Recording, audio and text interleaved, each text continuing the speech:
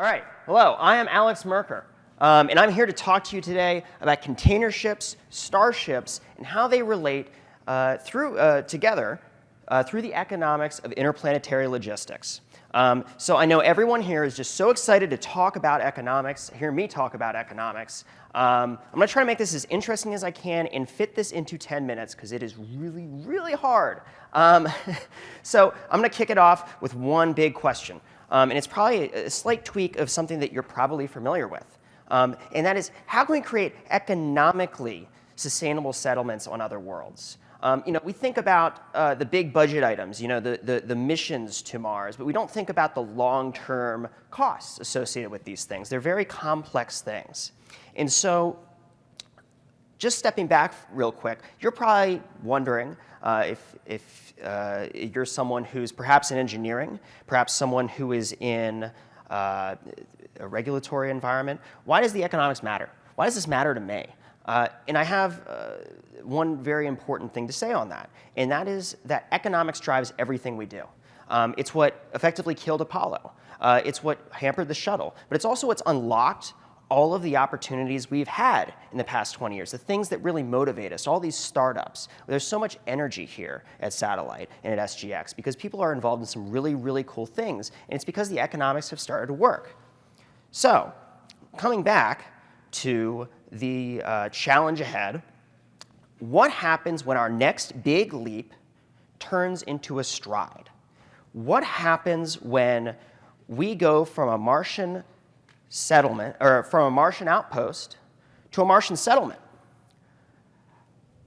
It's really important to consider how we keep that stride, how we keep momentum. I occasionally run half marathons, and I can tell you that eventually you really start running out of steam. It's really, really important for you to be able to keep that momentum. And economically, it's really important for us because this is really expensive. And it's really expensive not just for the basics. Because when we talk about a Martian outpost, we're talking about the bare basics, things that we figured out, thousands of years ago in our history, like agrarian societies type stuff. We're trying to figure out, and I don't want to understate that challenge because it's really important. How do we grow food on other worlds? But as fun as LARPing around as Mark Watney might be, I can assure you, you're going to get bored after like the 10th potato harvest. So one important caveat is, we here on Earth do not live on an outpost. We live in a society. We live in a 21st century society. We need really cool things like clothes, like chair, like light, various other things that I can just point to here on the stage. So you need to consider how you're getting all those things there, right? There's so much that happens in a society, so many things we probably don't even think about. Like, let's talk real quick. How are you going to get this podium to Mars? I'm sure they'll probably need one. It's made of probably foxwood. Are you going to grow wood on Mars? I don't know. How about the electronics here? That's a good question because are you going to make electronics there? There might be rare earths there, but do you want to invest all that energy? Are you going to send all that material there? You need complex machines and stuff like that. And even for basics, going back to agriculture, you need agricultural inputs, fertilizer, things like that. So how does all of this relate? Why am I even talking about this? Well, really cool thing, we've already figured this out kind of on Earth. We figured it out, and you may not realize what a big impact it's had, but the container ship has changed our world. It's changed it fundamentally. Quick history lesson, by the way. So for thousands of years, we traveled by boat. It's likely the oldest form of transportation. And at some point, we kind of spiced this up. We're like, oh, well, let's use a crane with a pulley. Like, oh, we can move things. We don't have to carry them all onto the ship. But that still wasn't enough. Even into the 1940s, we were still loading things very simply, and it took a lot of time. It took a lot of people. And one thing you don't have on another world is a lot of time or people. And then something incredible happened, and it changed our world. In fact, if there's anything you take away from this, it's that there's a lot of scholars who believe that one of the most important inventions of the 20th century was the standardized shipping container.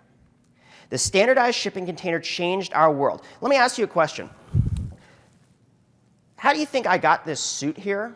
that is, according to the tag, made in Vietnam for way less than the cost of a flight to Vietnam. I mean, it cost me thousands of dollars probably to get there. It probably cost this like absolutely nothing to get here. That's economies of scale. That's economies of scale, and it's driven by a container. Fun thing about containers, they're a box. Cool things you can do with boxes. You can stack them. Other cool thing you can do with boxes, you can stack them together. You can cram them together. You can get absolutely no space. You can fill up that container. You can put as much as you want in there. And if you're really daring, if you're really feeling excited, you can go ahead and you can take that container, you can put it on a truck that takes to a multimodal port that puts it on a train, and that train takes it over to a ship, and that ship can carry it anywhere in the world with basically no human involvement other than a crane. And if you're really ambitious, you can loop every single one of those things from a truck to a train to a ship, and you can ship anything around the world. If they docked a container here at the exhibition hall, I could fill that container up and it could go around the world in a couple of weeks. So you introduce some really incredible economies of scale with these things, because that's cheap. That makes it easy. It's simple. Because the cool thing about boxes that I just mentioned is that all of that is seamless. It can build to a common standard. A truck can carry the same container that a ship can in a train, and you can stack them. So you don't have to worry about the shipping container. You can literally build the ships around the container. And it gives you all kinds of other things, and I won't bore you too much with them. But that comes to space, because we're here to talk about space, right? How does this apply? So we're already kind of taking a look at this. You know how I mentioned about big strides, or big steps and strides? Well, we're already taking big steps, and we're looking at big steps. We already have the International Space Station that we have to take care of, right? And they take a very scientific approach to this. They take the approach of stacking it, of getting that thing as tightly packed as possible, as scientifically as possible. Also, shout out to the engineers in this, because this is like a classic moment in like human society where like people just stand around watching the machine do something like, yeah, that's looking good. So they take some really smart things about this. And obviously we have the Starship coming up, which is going to leverage economies of scale. And that's great, but I do have one thing to talk about, and that's about settlements. We're not talking about leaps, we're talking about strides. So what can the container ship tell us? And that's where we get into my really fun topic, or I'm sorry, the fun part of my presentation where I get to show you all my favorite hard sci-fi imagery here to make economics just a little bit more interesting and palatable to you.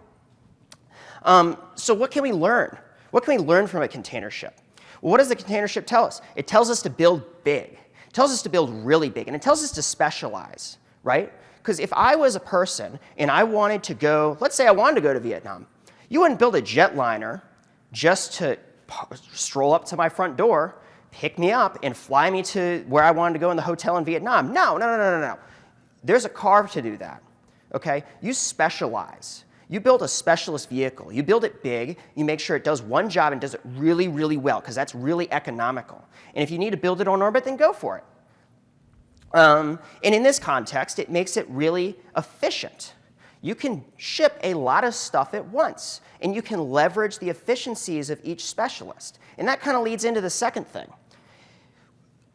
A cool thing about container ports is that they serve a lot more purposes than moving things from ship to shore. If you ever pull up Google Maps and you look at a container port, say for instance the port of Virginia down in Norfolk, near where I was born, it's huge. It's way bigger than just the port. It's huge container areas where they're basically an intermediary. They store the stuff there. They don't even have to worry about the ship waiting for someone to get there to pick it up. They just drop it there, and then they move, so they can get a high throughput. So the idea here is that if you're in orbit, and perhaps you're not going to have as many of these ships because you're building the big ones, right? You still want to be able to move that efficiently, and you still want to be able to possibly save some space on the surface, because you don't want to spend time building just storage space. I mean, you're thinking about cycles with Mars, 6 months, 2 years, things like that. So you want to have a lot of stuff saved up. So it's really, really important for you to make sure that you can efficiently do that, and that also helps you with that challenge that I mentioned about specialists. If you build a big a big vessel that moves between planets, you can then specialize something else that works from the surface to orbit. And you can specialize them based on where it's going from. If you need an Earth transporter, it can be completely separate than the Mars one. The Mars one can use a whole different propulsion system. It can use something that's sustainable there, that's economical, that possibly just works better for whatever settlement you have and whatever your solution is. And then the final sort of suggestion that I have here is talking about packaging. And it's more than just the standardized container, because I think anyone can kind of get that concept now that I've just like put it into your head.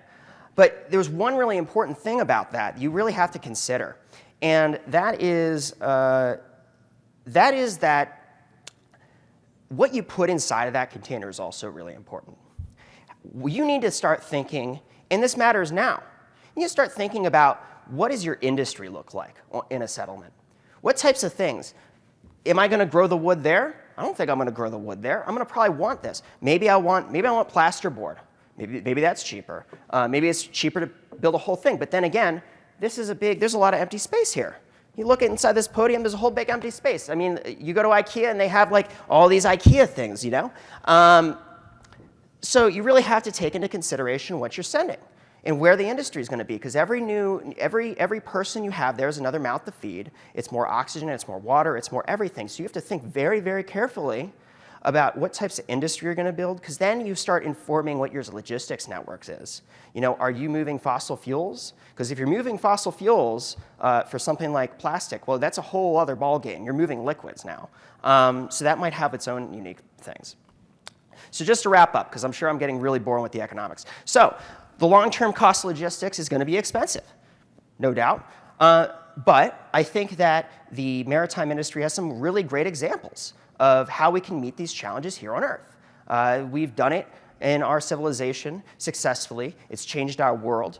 And frankly, I think that in that context, in that vein, I think it's critical that our solutions to economic challenges are be as bold as our technical ones, because the economics drive everything.